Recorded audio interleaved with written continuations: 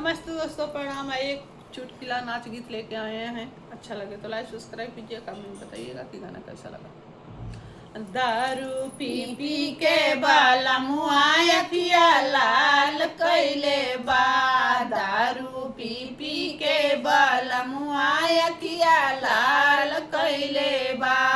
अखिया लाल कैले बा, अखिया लाल कैले बा। दारू पी पी के बालमुआ अखिया लाल कैले बा।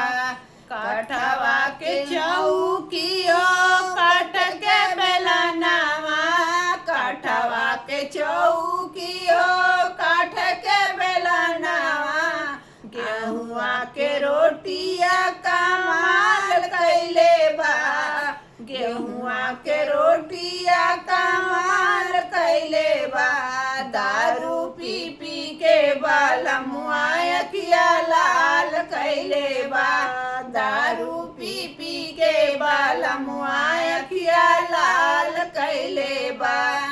मुहा के मारे हो मुँह मारो बाजार पर ऐसन मरद के। मुँह मारो बाजार पर ऐसन मरद के।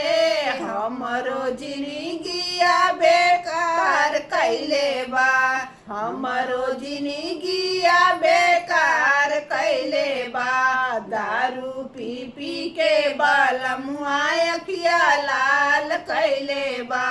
दारू पी पी के बालमुआ अखिया लाल कैले बा। केतनो समझाई सखी समझत नहीं के बतिया, केतनो समझाई सखी समझत नहीं के बतिया।